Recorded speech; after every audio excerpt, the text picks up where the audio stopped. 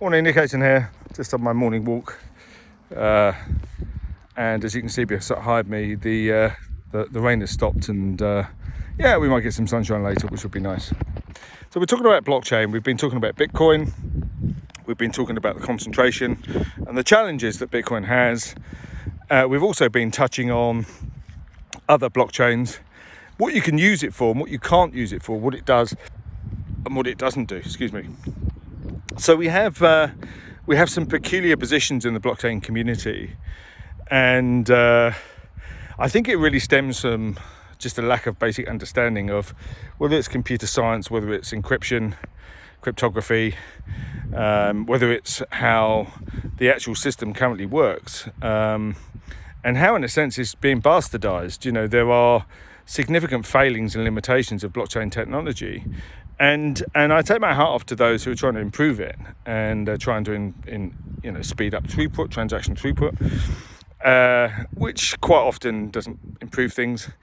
They are trying to, add better functionality and build applications on top of it. But let's just touch on transaction throughput, shall we? I mean, there's a fundamental reason why, decentralized models are slow.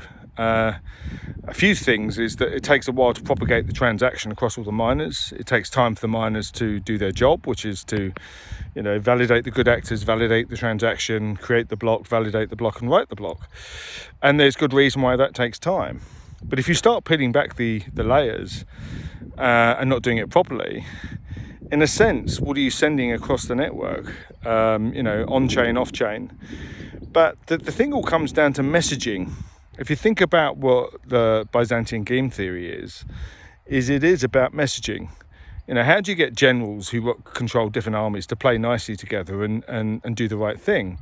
And of course, messaging, when you send a message to each of those generals, you only need to do Chinese whispers around a room, start a rumor, and by the time it gets back to you, that's probably changed. And that's the vulnerability of messaging. And messaging is a layer in all technology stacks where you're communicating and sending signals from one application, one system to another. And blockchain is no different. And that's why the messaging between the miners takes time, and that's why the transaction processing is slow. And also your attack surface area is much, much bigger, of course. And so therefore, the whole machine, in a sense. But it's designed so enough people, or enough miners, enough people who represent the integrity of the network, it's designed in a way that you get a sufficient body of those miners that see what's going on and they can make decisions about it. And we hear about the 51% attack, we hear about denial of service, we hear about Sybil attacks, all of these different strategies. And the whole concept of proof of work and other consensus is to prevent bad actors, to prevent a concentration, to prevent a build-up of resources so certain people can influence the outcome of the network, therefore transactions, therefore the movement of tokens.